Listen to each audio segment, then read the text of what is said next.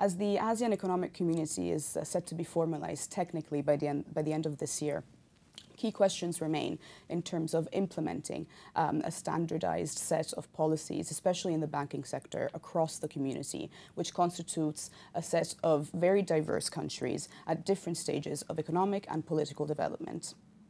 Joining me today to discuss these issues, we have two representatives of Allen & Overy. We have Simon Makinson, who is the chairman of the ASEAN Group and head of the Myanmar Practice Group, and Stephen Jaggs, managing partner of the Bangkok office. So to start off, in terms of ASEAN Economic Community's banking regulation, it clearly is not enforced by law on member states. And to what extent do you think this will be limiting to achieve AEC's policy goals? Well, as you said at the beginning, the countries in ASEAN are at very different stages of economic development. They have different development paths, different development goals. And I think to a large degree they're concerned less with sort of sector-wide liberalisation and more with stability and systemic risk. So, you know, actually trying to sort of integrate and have a level playing field for regulation throughout the whole of ASEAN, you know, would be a huge task. And, you know, it's hard to see that really being something that is going to realistically be achieved in the short term. Mm-hmm. And in fact, on that point, speaking of Myanmar, it is definitely one of the more exciting member states at the moment, but I guess one which is quite different from many others. So as a country which hasn't really had a fully functioning financial sector for 5 decades, how difficult will it be to actually implement these AEC policies? I think the AEC for Myanmar is going to take longer anyway. And I think that some of the commitments don't have to be met until 2020. Mm-hmm. The really big issue is that there's a huge lack of capacity in the central bank, in the Ministry of Finance, and therefore it's going to take much longer than anticipated. On the positive side, there's a lot of interaction from world bodies like IMF, IFC, World Bank, and they are providing a lot of technical assistance to Myanmar. So in that sense, it may be possible that certain of the goals may be achievable more quickly. Mm-hmm. And in terms of Thailand, this sort of underscores how different countries can be.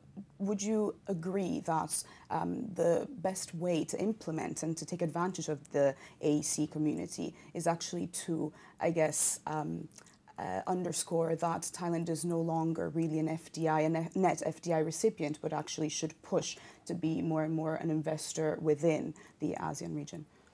Yeah, that's something that we've been seeing happening over the last 5 to 6 years. And so the big Thai corporates learned their lesson after the '97 financial crisis and delevered fairly strongly. At the same time, the Thai banks are liquid and supportive of outward-bound investment.